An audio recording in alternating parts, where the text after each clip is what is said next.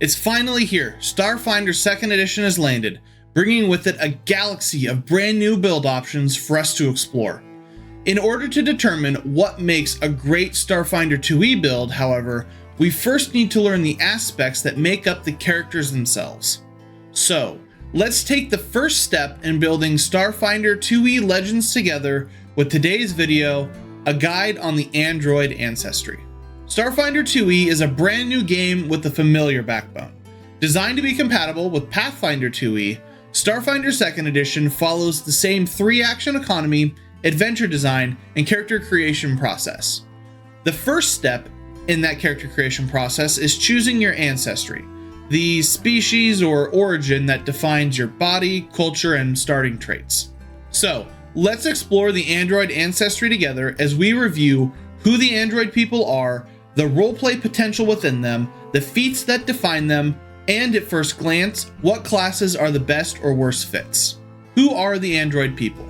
Androids first emerged as synthetic beings crafted by advanced civilizations throughout the galaxy. While originally modeled after humanoids, they have since evolved into diverse forms.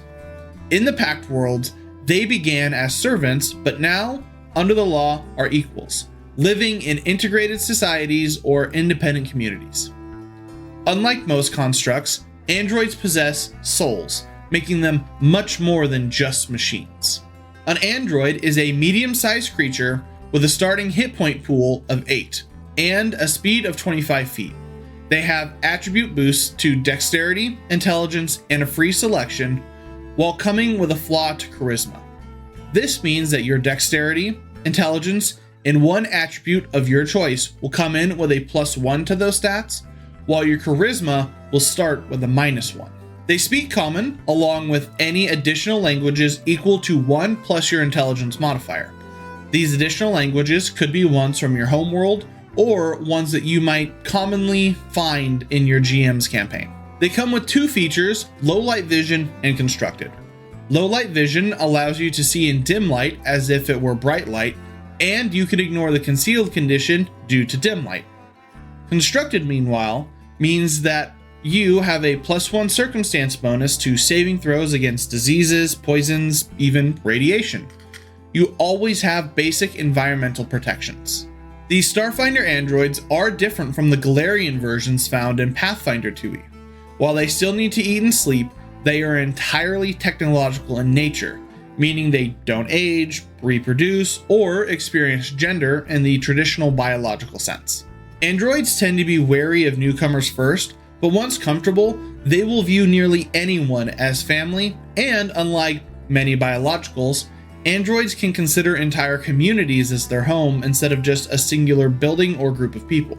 Like many others, however, androids follow many different paths of life, and this includes religious beliefs. They maintain a very long-term perspective on things, similar to other long-lived species like elves, with their hopes and dreams taking decades or even centuries to fulfill. Due to this, many androids have a stance that engaging in reckless or self-destructive behavior is to be looked down upon.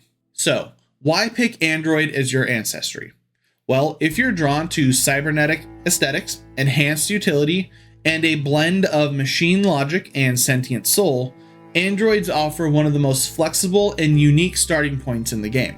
Like many ancestries, not all androids are alike, and this is shown by the way of their heritages. When creating an android character, you will select one of these options as the heritage for your character. Artificial Scion. Your body wasn't created in the image of a biological creature. Instead, a powerful artificial intelligence created you to interface with other machines. Your physiological is nearly identical to other androids, but uncanny details give away your non-standard origins. For example, you might have impossibly symmetrical features, maybe a couple extra fingers, or even double pupils. You become trained in computers, and you gain the Freaker skill feat, which says you've learned how to hack using alternative methods. You can use computers to disable a device or hack a system using any computer, comm unit, or terminal instead of a hacking toolkit. If you're an expert in computers and the equipment you use is at least 3rd level, you can gain a +1 item bonus to disable a device or hack. There's also a special note stating that if you have the combat hack or digital diversion skill feats, you can use this feat to combat hack or create a diversion without a hacking toolkit. If you want your android to be a computer hacker who can provide utility support in and out of combat, this might be the heritage for you. Mod Fanatic. You or your previous iterations have modified your body to be compatible with armor upgrades, enabling you to personally customize your body and its capabilities. Your body has one armor upgrade slot that you can use to install armor upgrades, and that upgrade does not count towards your armor's total number of upgrades. You can install and uninstall armor upgrades into your personal upgrade slot using the install upgrade activity. Choose one armor upgrade with an item level of 1 or less. You begin with this armor upgrade already installed in your upgrade slot. This means that you don't have to pay any of your starting credits to purchase this upgrade. If you want your android to have a leg above the others in terms of sheer enhancement power, your android might have this heritage. Networked. Your body was modified to network seamlessly with other tech creatures. You gain shortwave, allowing you to communicate wirelessly with any creature within 30 feet as long as they have shortwave or are a construct with the tech trait. This doesn't give any special access to their thoughts or programming, and it communicates no more information than normal speech would. You can attempt computer checks to hack systems, combat hack, create a digital diversion, disable a device, or pick a lock without a hacker's toolkit or free hand at a range of 30 feet. If you like what the artificial scion brought to the table but thought, hey, instead of being better at it, what if I could do all of these things, but at a range of like 30 feet? If so, the networked heritage might be the choice for you. Lastly, we have Renewed. Many souls have inhabited your synthetic body before you, and you might incorporate a number of them into your name to honor them. You might know your body's history and work towards a goal bequeathed to you by a departed soul, or you might seek to learn the mystery of a forgotten legacy. Muscle memory hints at your body's past, and people you've never met sometimes recognize your face. The first time in a day that you lose the dying condition, you don't gain the wounded condition. You also become trained in a skill of your choice that has the recall knowledge action, and you gain the dubious knowledge skill feat, which says you are a treasure trove of information, but not all of it comes from reputable sources. When you fail, but don't critically fail, a recall knowledge check using any skill, you learn the correct answer and an erroneous answer, but you don't have any way to know which is which. This can occur as knowing something is significant, but not whether it's good or bad. All ancestries in Starfinder 2e have mechanical boosts to your character called Ancestry feats. These feats are specific to that particular ancestry, though there are plenty of ancestries that share similar feats just under different names. You get to select an ancestry feat at 1st level, 5th level, 9th level, 13th level, and 17th level. Each of these ancestry feats has a feat level attached to them, meaning you must be at least that level of a character to select that feat as your option. You can always select an ancestry feat that is lower than your current level, however, like taking a level 1 ancestry feat at 5th level, for example. I like to divide ancestry feats into 2 categories: feat chains, which build on each other, and standalone feats, which offer benefits all on their own. Feat chain feats are feats that specifically build on a previous lower leveled feat to enhance what it does or needs that feat as a prerequisite to unlock it. Standalone feats are feats that enhance your character but don't necessarily directly interact with another feat. Let's review the feat chain feats for the android. Feat chains are one of my favorite parts of Starfinder 2e's Ancestry system. To me, there's just something so exciting and refreshing when aspects of my character blend together and have a mechanical feel to the narrative improvements my character makes. Some ancestries have feat chains while others might not, Some might even have more than one. The android has one such chain, and it starts with the level 1 feat Nanite Surge. Nanite Surge has a frequency of once per hour, and its trigger is you attempt a skill action that takes 3 or fewer actions. You stimulate your nanites, forcing your body to temporarily increase its efficiency. You gain a +2 status bonus to the triggering skill check. In addition, your circuitry glows, lighting a 10-foot emanation with dim light for 1 round. This is a great early level feat selection. Pathfinder 2e, like Starfinder 2e before it, has a very tight math system where there is a common saying of every +1 matters. So, being able to, once per hour, get a +2 bonus on a skill action is super useful. A skill action is anything that uses one of your trained skills, like using stealth to hide, athletics to jump, or deception to lie. These kinds of actions come up consistently in both combat and exploration, so this feat will have constant usage throughout an entire campaign. Nanite Surge chains into the 5th level Ancestry feat Protective Subroutine. Your nanites augment your defenses. You can choose to activate Nanite Surge when you attempt a saving throw instead of when you attempt a skill check. If you do, you gain a +2 status bonus to the triggering saving throw. The statement, every +1 matters, applies to saving throws as well. Protective Subroutine is a great example of a narrative improvement feat with mechanical backing. As you get stronger, your nanites should adapt alongside you, and that's represented here with being able to add additional usages for your Nanite Surge. But we aren't done yet, as Nanite Surge also chains into the 9th level Ancestry feat Offensive Subroutine. Nanites augment your attacks. You can choose to activate Nanite Surge when you attempt an attack roll instead of when you attempt a skill action. If you do, you gain a +1 status bonus to the triggering attack roll.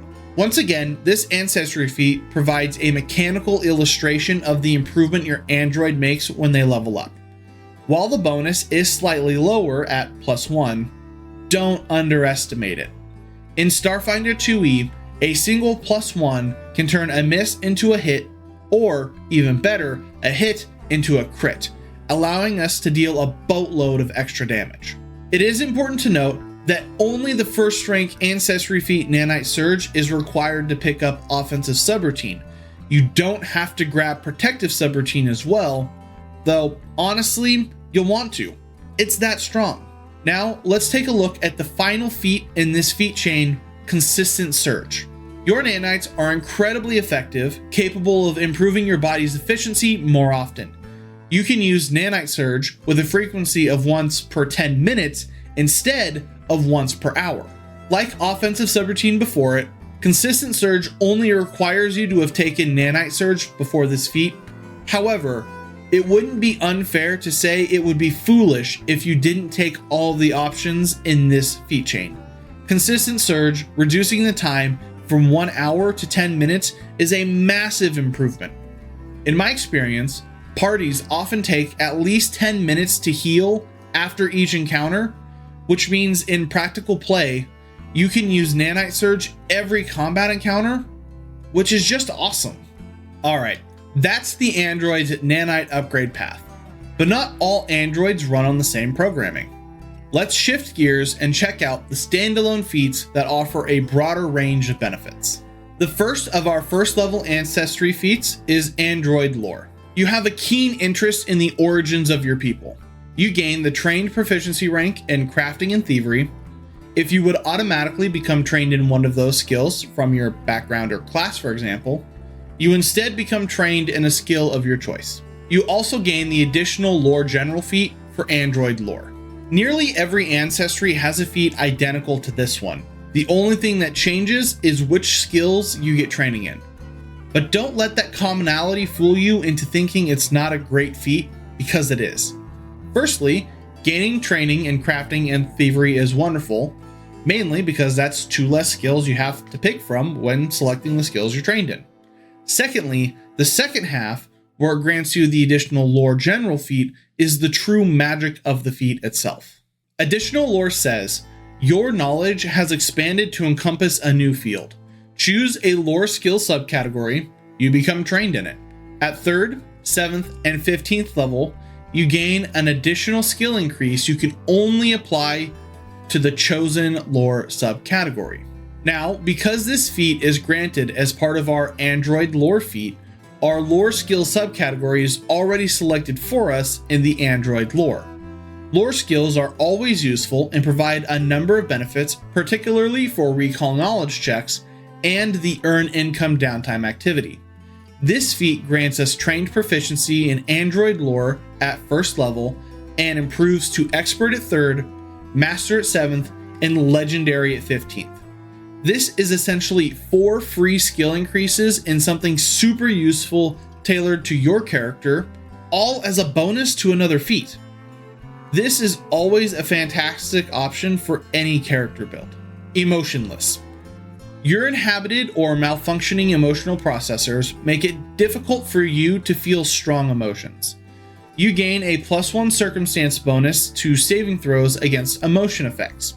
If you roll a success on a saving throw against an emotion effect, you get a critical success instead of a regular one. Any feat that can turn a success into a critical success is always going to be a solid option.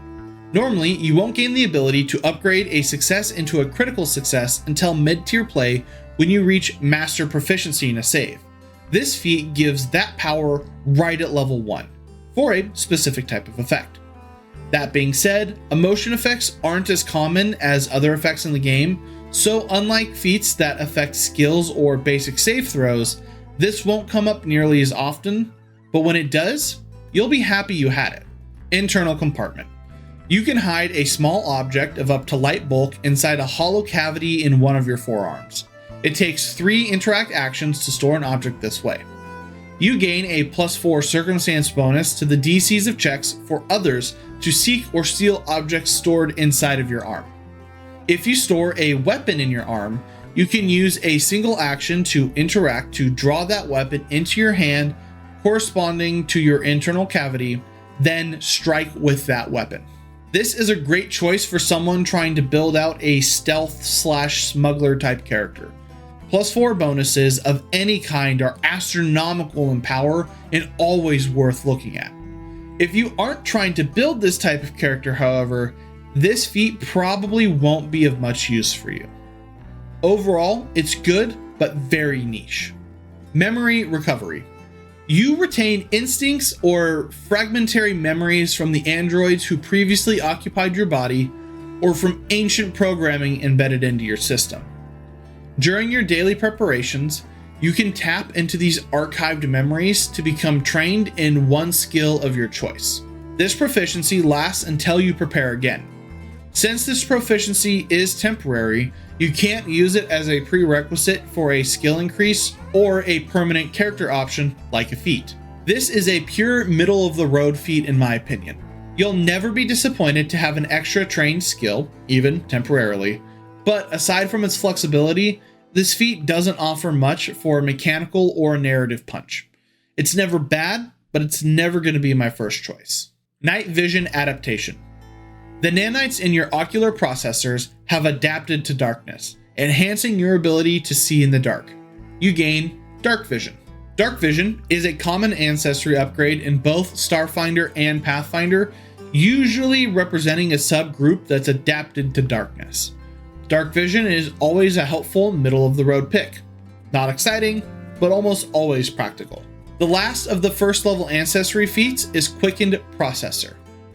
You can quickly identify your surroundings, and you can use that information to your advantage when in the midst of danger or while in the process of piloting vehicles in hazardous situations. You gain a +1 circumstance bonus to perception checks for initiative rolls and a +2 circumstance bonus to piloting checks for initiative rolls.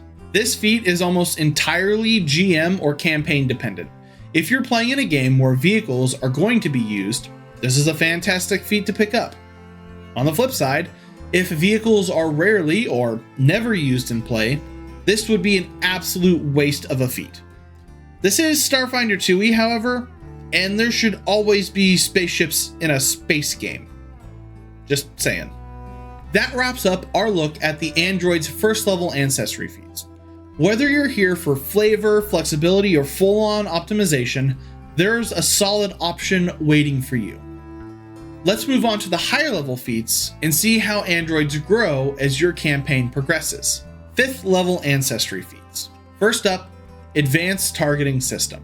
Your ocular processors are augmented with advanced targeting systems, allowing you to more easily pinpoint your enemy and predict their movements. You can cast Sure Strike once per day as a first rank arcane innate spell. So this feat does one thing: grant you access to a free once per day casting of a magic spell. There are numerous feats like this, and their effectiveness is dependent on two things. 1, can I already cast magic? And 2, is the spell useful for my character? If your character can already cast spells, this type of feat may be redundant, especially if the spell doesn't add anything new to your toolkit. If you are a sniper using an energy rifle and the spell provides melee bonuses, well, that would be completely useless for you. In this case, the spell Sure Strike lets us spend one action to roll our next attack roll twice and use the better roll. This is useful for both melee and ranged attackers and overrides some sneaky conditions. The once per day casting is a bit of a bummer, as you'd want to use this more than once ideally, but all in all, it's a solid feat selection for a wider range of characters. This kind of feat reflects how Starfinder 2e wants even non-casters to access small amounts of magic or tech-based utility. If you're a martial character, these single-use abilities can give you just a little edge when you need it most, without stepping on the toes of full casters. Machine Saboteur. You were created to fight other synthetic creatures. When you roll a critical hit against a creature with a tech trait, the target becomes Glitching 1. Glitching is a condition that Pathfinder players and new Starfinder players alike are unlikely to be familiar with, as it's a Starfinder-only condition. If something with the tech trait is afflicted by glitching, they have to make a flat check with a DC equal to 5 plus the glitching level. Failing the check applies a penalty to their D20 rolls equal to the glitching value, and a critical failure causes them to lose the action entirely. It's a powerful condition that makes enemies less effective and more vulnerable. Anything that allows for debuffing conditions to be applied is going to be useful. Operating under the impression that the tech trait is a fairly common one in a science fiction setting, it's safe to say that this is going to be a good choice for nearly all characters. That wraps up our 5th level options.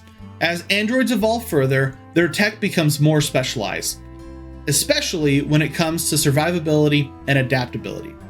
Let's check out what they gain at level 9. Internal Respirator.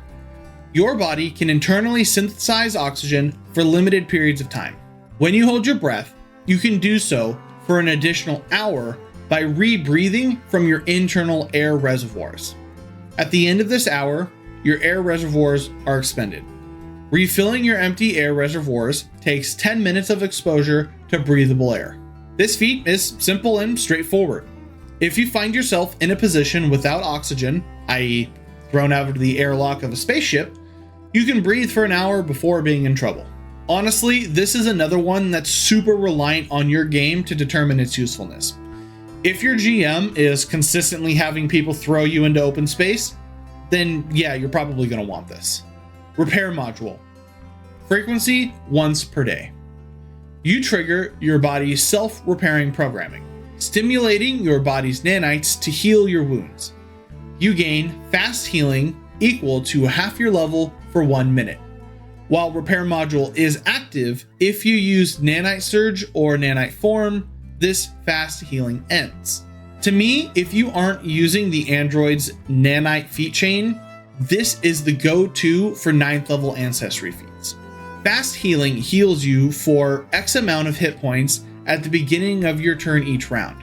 At 9th level, this equates to 4 hit points per round, but it adds up to 40 hit points over the course of 1 minute. While that might not sound like a lot, that's free healing that only costs you 1 action per day. Realistically, you know as a player when you're getting into a big fight, and you'll know when to use this. In a game where healing between fights isn't always guaranteed, this kind of self-repair can be a lifesaver. Literally. It's efficient, reliable, and doesn't require support from an additional healer. With the 9th level feats out of the way, let's take a look at the next tier of feats coming in at level 13. Revivification Protocol. Frequency, once per day, with a trigger that you have the dying condition and are about to attempt a recovery check. Your nanites are programmed to automatically revive you. You are restored to 1 hit point, lose the dying and unconscious conditions, and can act normally on this turn. You gain or increase the wounded condition as normal when losing the dying condition this way. This is a fantastic feat. While there are other feats out there that help you when you are dying or get reduced to 0 hit points, what is great about this feat is that you get to act normally on this turn. Typically, recovery checks are taken at the end of your turn, where this forgoes the recovery check entirely and just lets you play. Not losing any turns is definitely worth it as far as I'm concerned. Synthetic speech. Prerequisite, artificial scion android or networked android heritages. You can cast Speak with Computers once per day as a 4th rank arcane innate spell. Before we dive into anything else, let's cover the Speak with Computers spell. This lets you ask a computer a bunch of different questions about what it's been up to, who's used it, what they did on it, that sort of thing. So the question is, how useful is this? The answer, probably really situational. First off, it's only available to 2 of the 4 heritages that the android has. Now, it fits in thematically with those 2 heritages very well, but mechanically, this is a feat that provides a out-of-combat utility spell that another person in the party could probably just pick up a spell chip, Starfinder 2e space equivalent to a spell scroll for you Pathfinder 2 players, to serve the same purpose. If it fits the theme of your character, then absolutely take it. Otherwise, you can probably leave this one behind. That wraps up the 13th level options. Let's dive into the final tier of Android Ancestry feats at level 17. Memory Matrix. You refuse to surrender your autonomy and have erected mental bulwarks and technological protocols to safeguard your mind and memories. Whenever you attempt a will save against a spell or effect that would give you the confused or controlled condition, roll the save twice and use the higher result. If you would have started your turn confused or controlled, you can immediately attempt a DC 5 flat check. On a success, you fight the mental control, becoming paralyzed until the end of your turn rather than acting against your will. If you roll a 20 on this flat check, you immediately end the confused or controlled conditions. To fully grasp what this feat provides, we need a basic understanding of all of the conditions that it interacts with. Confused. You don't have your wits about you, and you attack wildly. You're off guard, you don't treat anyone as your ally, though they might still treat you as theirs, and you cannot delay, ready, or use reactions. Confused is a absolutely debilitating condition that no player wants to deal with. Being forced to attack friends and foes alike can seriously turn the tides of battle against your party. But what about the controlled condition? You have been commanded or magically dominated, or you otherwise had your will subverted. The controller dictates how you act and can make you use any of your actions, including attacks, reactions, or even delay. The controller usually doesn't have to spend their own actions when controlling you. So while confused causes you to attack randomly, controlled is worse. Your GM dictates your every action. You become a weapon fully turned against your own party. If those are the conditions you have negatively against you, let's check out Paralyzed, which is the positive condition. Paralyzed. You're frozen in place. You have the off-guard condition and can't act except to recall knowledge and use actions that require only your mind as determined by the GM. Your senses still function, but only in areas you can perceive without moving, so yeah, no seek. So all three of those conditions are really rough, and this feat allows you to roll the save twice and take the higher number. That seems like an automatic selection for me. It doesn't matter that the situations where these conditions might pop up are situational. They are absolutely some of the most negatively impactful conditions, and any built-in defense against them is a win. However, there is one last Ancestry feat to look at: nanite form. With a frequency of once per day, you can change into a swarm of nanites for up to 1 minute or until you spend a single action to turn back to your normal shape. You become huge, gain the swarm trait, and a fly speed of 40 feet. As a swarm, you have the following characteristics. You are immune to the grabbed, prone, and restrained conditions. You have weakness 5 to area and splash damage. You can occupy the same space as other creatures, and must do so to use your damaging ability. As a 2-action activity, you can deal 10d6 acid damage to all creatures sharing your space. You cannot speak, cast spells, use manipulate actions requiring hands, activate magic items, or make any strikes with your normal body. You don't gain the Swarm Mind ability, though, so you are still affected normally by mental effects. There are not many Ancestry feats that provide damaging effects by themselves alone, so this feat is noteworthy for that aspect. That aside, if I had to pick between Nanite Form and Memory Matrix for most builds, I'm likely to stick with the Memory Matrix feat. Nanite Form is certainly visually impactful, but it doesn't have the same impact as Memory Matrix. Someone who took the Nanite feat chain might select this over Memory Matrix, however, just based on the name alone. It doesn't interact with the others, but it sounds like it fits.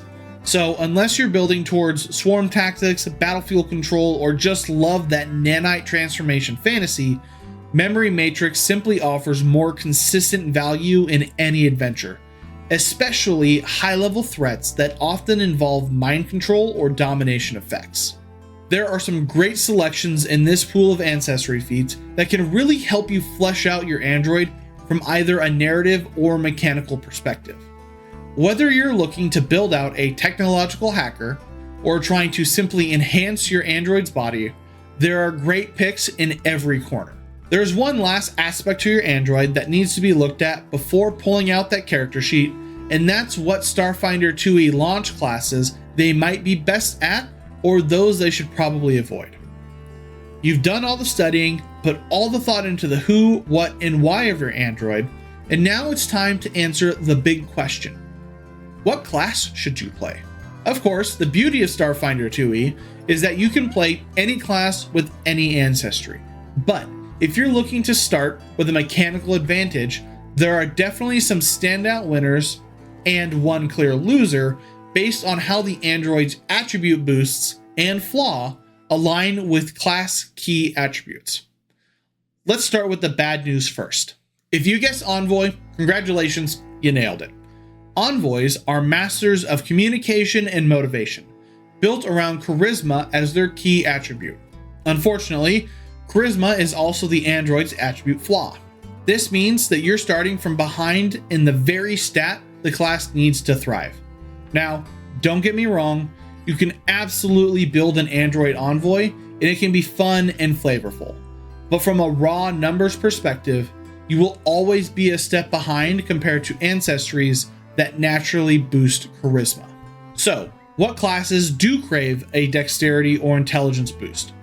Let's start with the operative, a precision-focused professional who thrives in high-stakes scenarios. Their key attribute is dexterity, and thanks to the android's natural boost, you're starting off faster, sneakier, and deadlier than most. It's a match made in space heist heaven. Next up, the Witch Warper, a reality-bending spellcaster who manipulates the universe with raw imagination.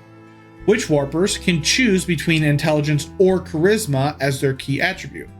But for an android, intelligence is the obvious winner. That means you're getting a top-tier spellcaster with a natural edge in learning, analyzing, and bending the laws of physics with ease. So, whether you want to be the razor-sharp mind behind a sniper scope or a reality-weaving arcane prodigy, androids have some powerful class synergies. And, if narrative is your focus, any class can shine with the right story behind it. Just remember, sometimes it's fun to lean into your strength, and sometimes it's fun to defy expectations. Either way, with your protocols engaged and your chassis optimized, your android is ready to take Starfinder 2e by storm. So, what did we learn? Androids in Starfinder 2e are more than just Chrome and code. They're a flexible, thematically rich ancestry that opens up some really cool build opportunities. Whether you're leaning into the emotionless logic of a synthetic assassin or exploring the blurry line between machine and magic, there's a lot of room to make your android yours. We've walked through the heritages that shape your chassis, stealth upgrades, nanite system, internal respirators, and we broke down the feats that range from niche and campaign dependent to just straight up useful in any party.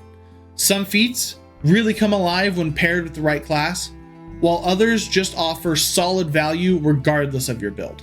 And yeah, not every class is a natural fit. Envoy players, I'm sorry, your android will be fighting upstream against that charisma flaw.